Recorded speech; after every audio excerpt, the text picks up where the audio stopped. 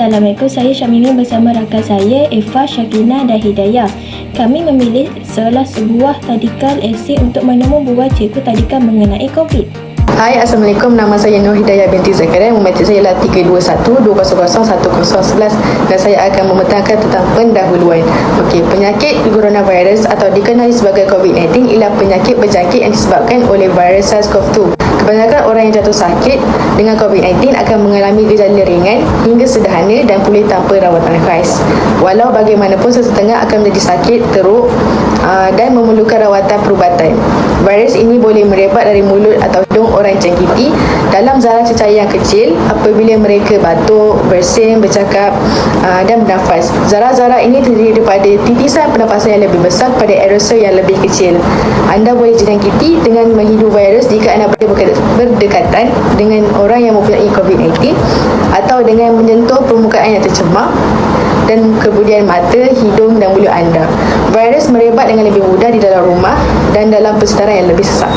Hai, Assalamualaikum. Nama saya Nur Hidayah binti Zakaria. Nombor metik saya ialah 321-200-1011 dan saya akan memetangkan tentang latar belakang responden. Okey, latar belakang responden kami ialah Puan Ain Farihin binti Zainal Abidin daripada Tadika Retail Kalips, berumur 29 tahun dan kini masih lagi belajar dalam bidang diploma pendidikan awal kanak dan beliau mengambil pendidikan awal kanak kerana minat. Soalan temu buah yang pertama, secara online walaupun fizikal seronok, boleh bersembang tak payah kena tunggu. Tapi kalau kerana lockdown, sebagai kita kena tunjuk contoh yang baik. Maksudnya apabila pemerintah suruh cuti atau tutup, kita dengar cakap pemerintah kita dengan membuat kelas online. So kita kena belajar, kena upgrade. Kalau guru mengajar itu tidak seronok, ramai tidak masuk. Sebagai guru harus cari cara bagi budak seronok. Soalan yang kedua, secara umumnya memang ada gangguan. Macam sekarang ni kita tahu murid kita duduk kawasan internet kuat maupun tidak. Bila kita jumpa mereka akan bermain dulu, menyanyi dulu, chill up dulu. Kadang murid yang datang sekolah tengok je apa yang guru mengajar, padahal kanak itu tak mendengar pun apa yang kita soal, suka untuk dia menjawab. Soalan yang ketiga, macam sekarang ni disarankan buat work from home. Parents yang kerja, bila anak-anak ramai di rumah, ibu bapa akan memberikan gadget atau kanak akan menonton televisyen. Kanak banyak menghabiskan dua benda itu. Soalan yang keempat, sebab kita tahu kanak-kanak dia punya perangai dia, mesti dia nak main. Jadi bila secara online ni, mungkin apabila di rumah cuma ahli keluarga tak nak bermain dengan dia, sembangan dia. Bila buat secara online, dia boleh berjumpa dengan kawan-kawan. Apabila sudah tidak berjumpa, mereka memang agak suka bercerita, bersembang lah. Lepas tu kita tak boleh nak kontrak apa yang ada di sekeliling. Mungkin dia belajar itu, laptop semua kat dapur, jadi ada ibu yang masak lah, ada ayah yang pergi toilet lah, ada gangguan di situ. Kalau kat sekolah cuma ada kawan-kawan, tak ada apa yang nak ganggu kita. Kalau di rumah dia tengok kat laptop tapi TV ada di depan, itu tak boleh dielak lah. Sekali, soalan yang kelima, kebanyakan ibu bapa berasa kanak-kanak itu kurang belajar sebabnya biasanya kelas online buat 2 jam, sejam setiap hari, tak sama macam kat sekolah. Kalau kat sekolah 4 jam. Kalau dalam sehari dia banyak belajar, kalau di rumah masa singkat.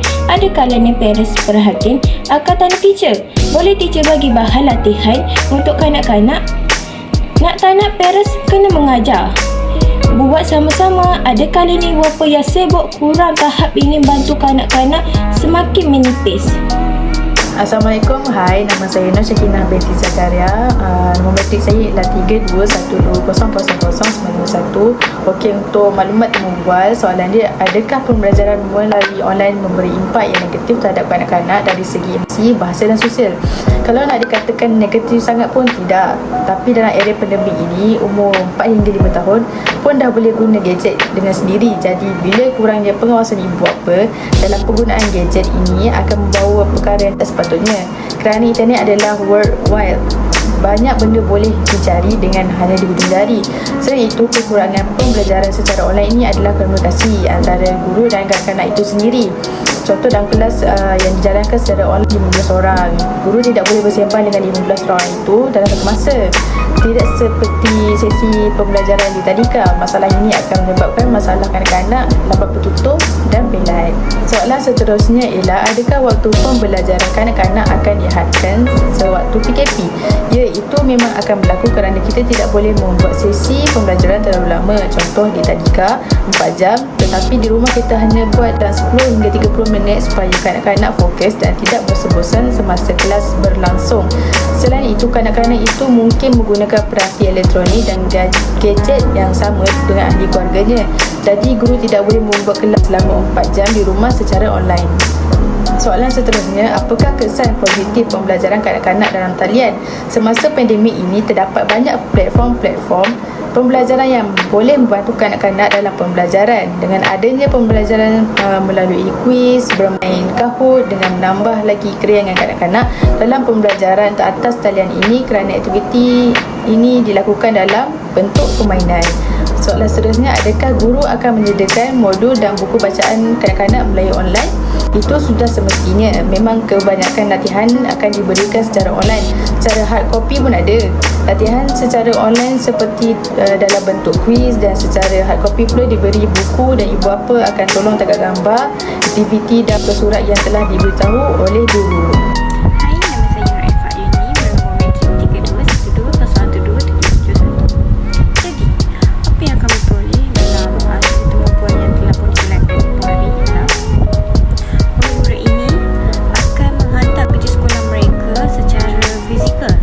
Tidak kiralah mereka berada di sekolah ataupun mereka berada di rumah ataupun sedang menjalani kelas online, mereka tetap akan menghantar kerja sekolah mereka secara fizikal apabila mereka hadir ke kelas fizikal.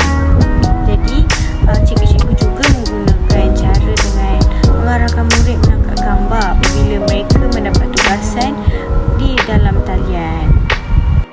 Murid-murid juga akan diberikan hadiah ataupun ganjaran apabila mereka berjaya menyelesaikan kerja sekolah yang diberi. Jadi dengan cara ini, mereka akan lebih bersemangat untuk menyiapkan kerja sekolah mereka. Itulah apa yang diberitahu oleh Cikgu Ain. Selain itu, dengan cara menghantar gambar ini juga dapat memastikan bahawa murid itu sendiri yang melakukan kerja sekolah mereka. Sebab banyak kan sekarang zaman yang guna cara kakak buat, abang yang buat. Sebab itulah cikgu-cikgu menggunakan cara tangkap gambar untuk mengenal pasti tulisan yang dihantar oleh murid-murid tersebut.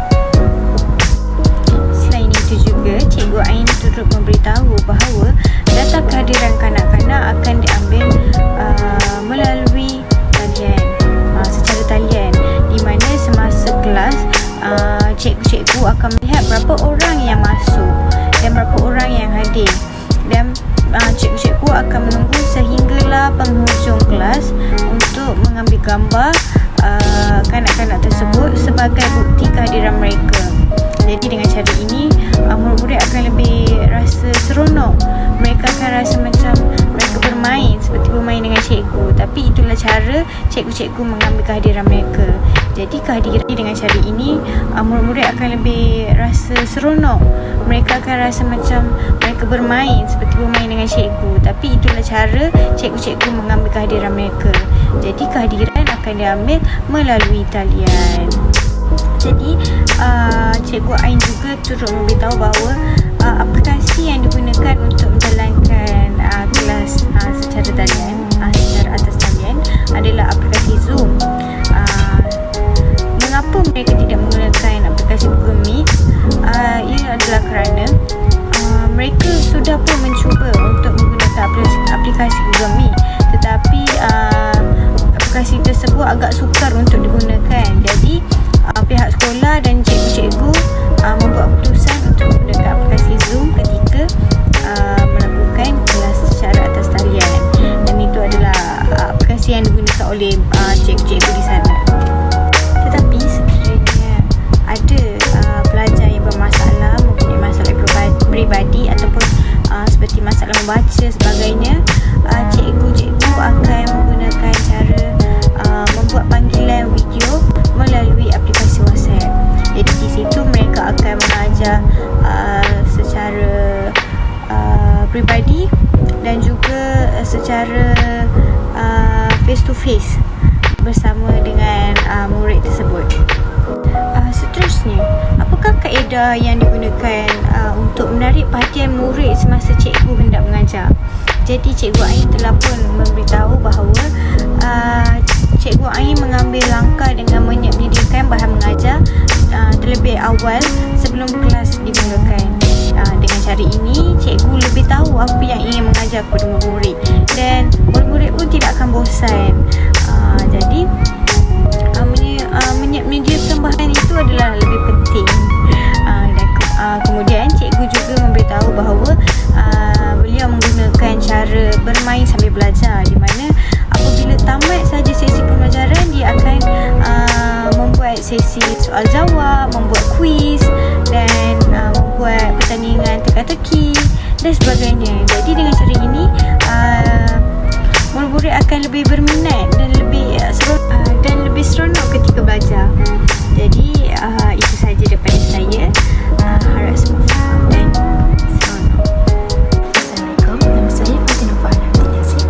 Nama kami saya 32120021. Antara kesimpulan yang saya dapat daripada maklumat terbuat ialah penularan wabak COVID-19 yang merebak ke seluruh dunia telah memberikan kesan yang mendalam kepada kita. Ianya juga memberikan kesan yang mendalam kepada pendidikan dan awal kanak-kanak. Selain itu juga, ianya juga membantutkan perkembangan pembelajaran kanak-kanak. Di samping itu, wabak COVID-19 ini telah mengubah gaya hidup kanak-kanak yang dahulunya kesana kemari dan sekarang belum mengurungkan diri di dalam rumah. Selain daripada itu, kanak-kanak mungkin akan mengalami masalah pembelajaran dari segi kemahiran membaca, menulis dan mengira 3M yang sepatutnya mereka mahir sebelum murid masuk ke tahun 1. Walaupun kerajaan memperhebatkan proses membantu dengan pembelajaran atas talian, ini juga berkait rapat dengan akses kepada internet, kebolehan ibu bapa dalam memantau aktiviti anak-anak mereka serta memastikan pembelajaran berlaku secara berterusan kepada kanak-kanak. Oleh itu, pihak kerajaan perlu memberi perhatian kepada pendidikan kanak-kanak. Ini kerana mereka adalah aset negara dan penyambung nadi pembangunan negara kepada masa depan.